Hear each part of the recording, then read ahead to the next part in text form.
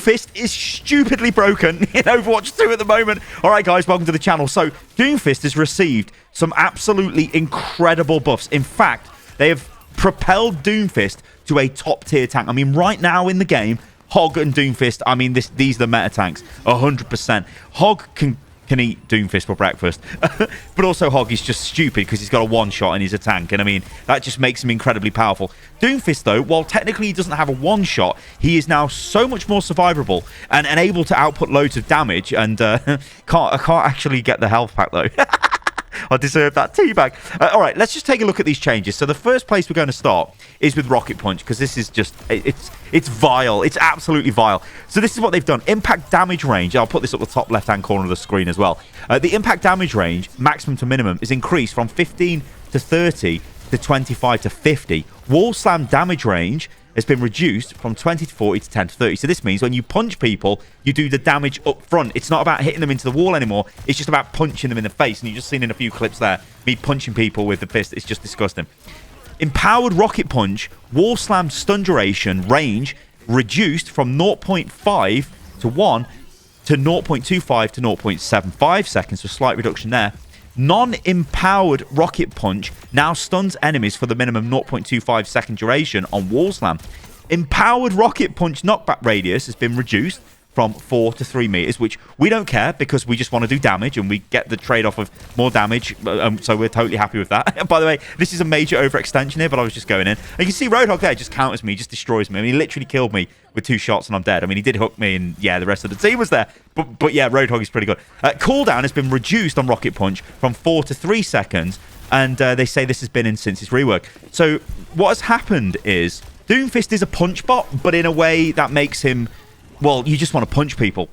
Now, I know this gameplay style has been kind of hated by a lot of high-level Doomfist mains, and yeah, because it is kind of... it does take away from that skill aspect of Doomfist. It's less about the parkour and the movement of the hero, more about just straight-up punching people in the face. Does it feel fun? Yeah, it feels okay. But Doomfist is really, really strong because of the other changes they've brought in as well. But remember, the power for Doomfist now has been centered in actually punching people, not punching them into a wall, just literally hitting them.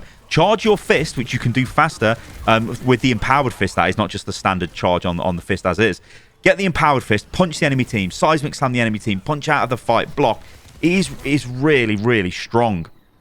Meteor Strike gets a change, and this makes Meteor Strike an absolute weapon of an ultimate because you can use it offensively now. So now Meteor Strike fully empowers Rocket Punch on landing. That is massive because it means you can try and assassinate somebody with the Meteor Strike, and if you miss, you can just empowered punch and kill them. Now, okay, yeah, you're probably in the back lines, you're probably doing some sort of super dive, but you've still got Seismic Slam to get out of that bad situation, and your Rocket Punch is probably coming back off cooldown by the time you've used Meteor Strike, punched, Seismic Slammed, and then punched again.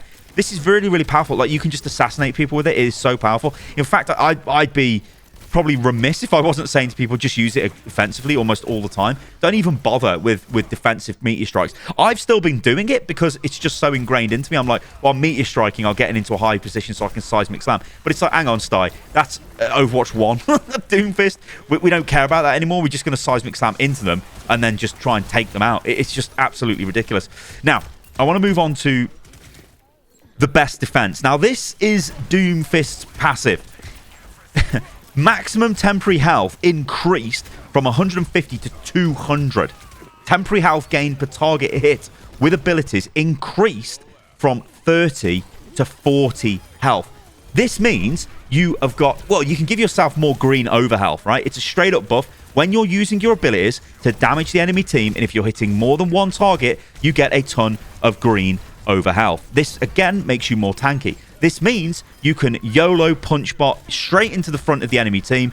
You can, maybe you punch a few of them because you've got an empowered fist, or maybe you just Seismic Slam into them. You can just keep rolling, and then you can go into a power block to keep yourself alive even more. Basically what they've done is they've given him more damage, but they've made him so survivable, he can just stay in a fight for longer, and he can really take 1v1s out. It's really strange. Like, on the face of it, it is a more simplistic playstyle. I mean, it is. Straight up, it's a more simplistic playstyle for the hero. It's more effective because somebody like me, who's an absolute bot, can just go in. I mean, look at this. I'm literally in there just destroying their team, Like, the Ramattra is just terrible. No one cares about Ramattra. It's like, go away, Ramattra. He's tickling me. I don't care. I'm Doomfist. I can just do what I like. I mean, what am I doing here? I'm literally in their team. I'm 1v3ing their team. This is not normal behavior. This is absolutely disgusting behavior. That's what this is. It's just disgusting. I mean, what is it? What were you even watching?